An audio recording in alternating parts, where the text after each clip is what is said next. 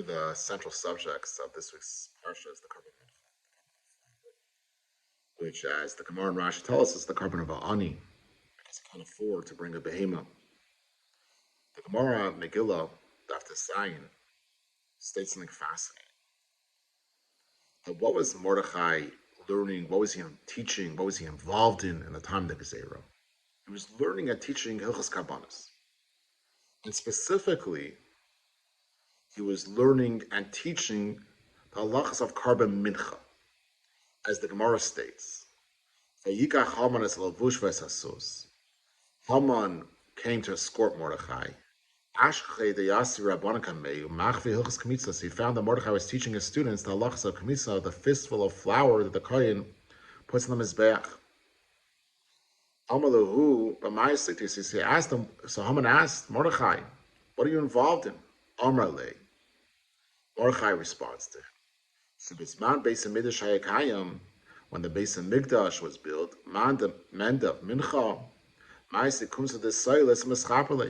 he volunteered to bring a carbon mincha. He brought a fistful of flour, and with that fistful of flour, he attained atonement.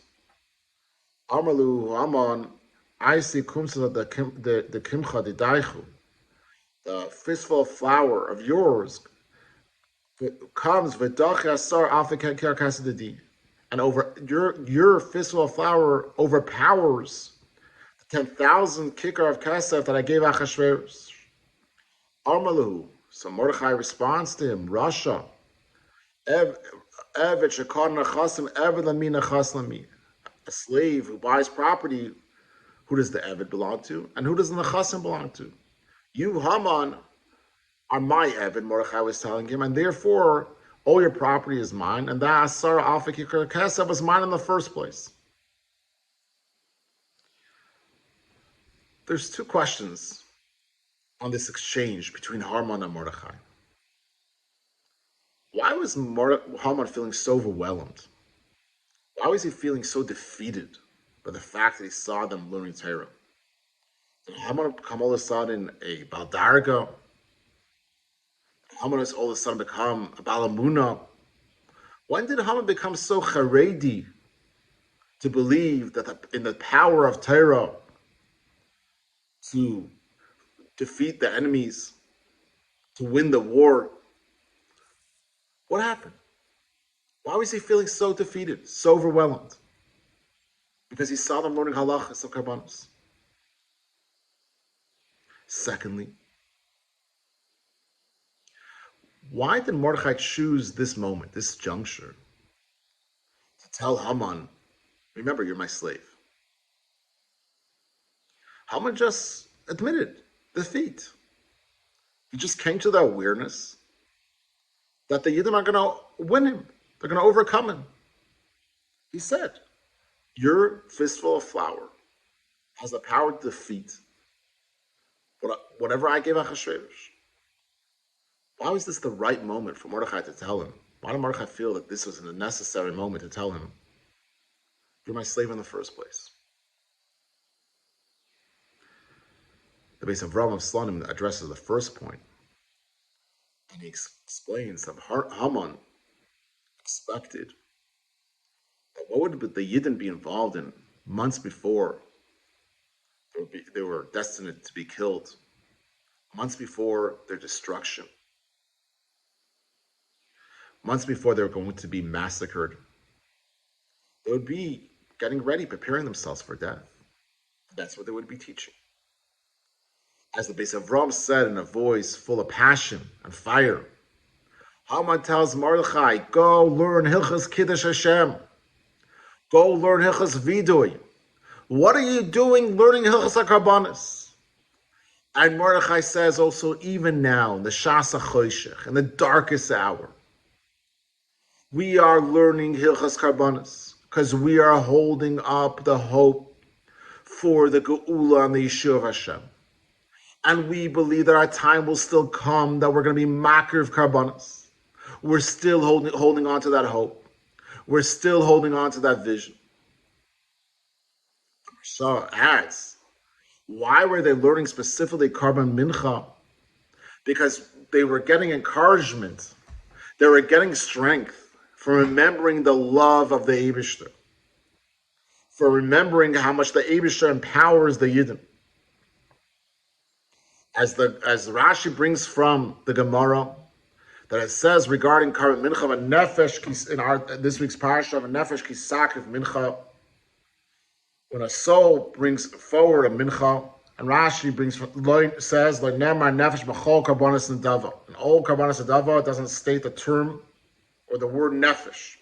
So, elba mincha only in mincha. Why? Mi darkel is snadin mincha. Who usually brings over a mincha? Honey, a poor person. Omar Kadosh Baruch Hu Malani Kilukav Nashi. The Abisha says this poor person brought a fistful of flour. I consider as if he brought himself, his whole self. When the Yidden, in the time of the Gzeira, when they were trying to hold on to the love of the Abishter's encouragement and empowerment of Yidden, and with that, they were holding on to the hope.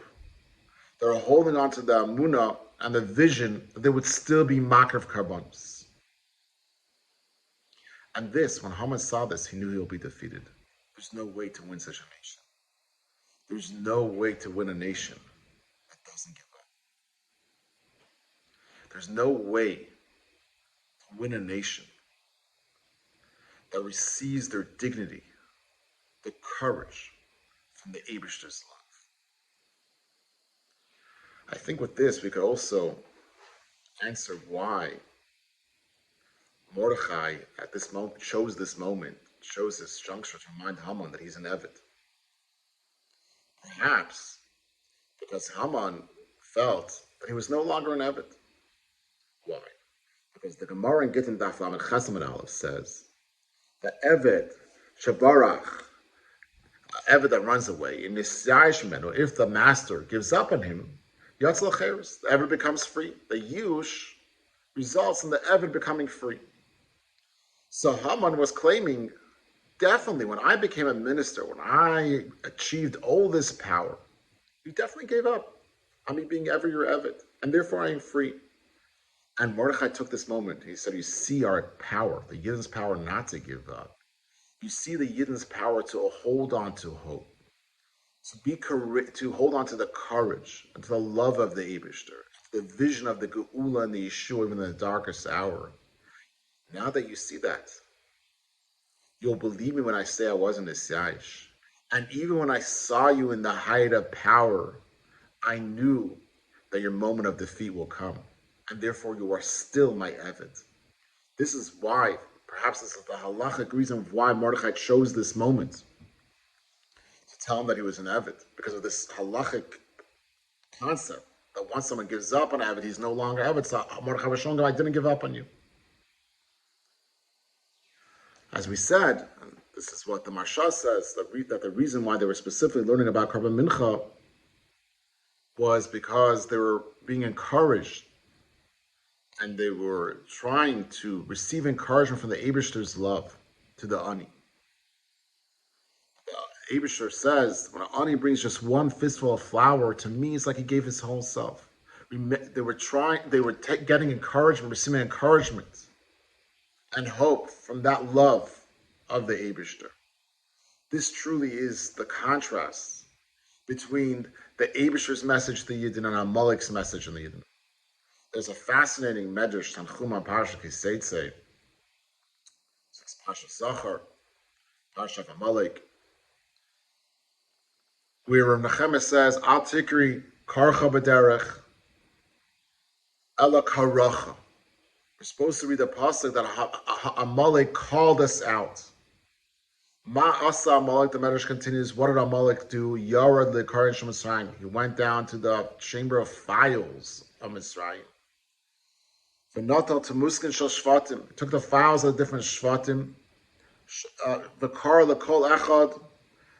L'fi Ma'aser Shmoyin. He called each one according to his action and his name.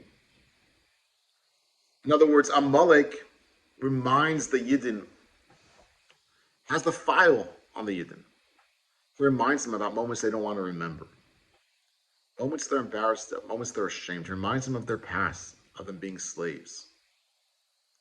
And with that, he holds them back. With that, he disempowers them. In contrast, the Eibusher says, Zacharti la chesed nurayich, lechtech achar midbar. I remember the chesed of your youth. I remember your highest moments. Why does it say Zacharti la chesed nurayich? The lach is redundant. It should have said Zacharti chesed nurayich. I remember the kindness of your youth. The lach is an extra word. Because the Eibusher says, Zacharti la chesed nurayich. I remind you of your kindness, the kindness of your youth, the moment of your emunah. I remind you of your highest moment, and I tell you that that's who you are.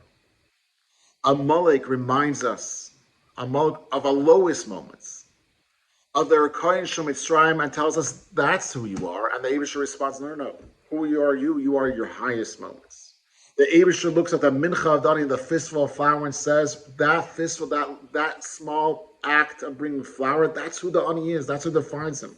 It's his whole self that he's bringing forward. The Eibusher says that highest moment, that moment of inspiration that you had, that moment of amunah, that's who you are. That's what you should bring forward to the rest of your moments. The opposite of Amalek. The opposite of Amalek, Asher Karacha Baderech, that he reads the Rekoyin of Mitzrayim. There is a fascinating Medrash Esther, beautiful Medrash Esther, that discusses Esther's state of mind, Esther's davening before she went to Achashverosh. And it states, V'tispal Esther Fnei Hashem. And Esther davened before Hashem, V'tispal V'temar. And she said, Hashem Elokei Yisrael. Hashem Elokei Yisrael. Azor na Masecha. Help me, your maidservant. That I remain an orphan without a father and a mother. I ask for your mercy from window to window. What does she mean from window to window? What's this emphasis on window? And the answer is, the window symbolizes, in the Beis HaChashverosh, the house of darkness, there's a window. There's that ray of light. Mashkiach menachaloinos, metzis menacharak. Hashem peeks through the cracks, who supervises through the windows. There's that ray of light, the ray of encouragement, the hope, the love of the Eibusher that we can hold on to. And with that hope, with that encouragement, with that vision of emunah, we could turn and daven and beseech the Eibusher. And we ask the Eibusher, in that ha'aras panim, in that moment of Hashem showing us his love for us, in the time of Purim, when the Pnimius is shown, we turn to the Eibusher from the Chaloin, and we beseech him to bring a Yeshua for the Achenu who are B'Shivya, B'Tzarat, for the captives, for the soldiers, and for all of Klal Yisrael.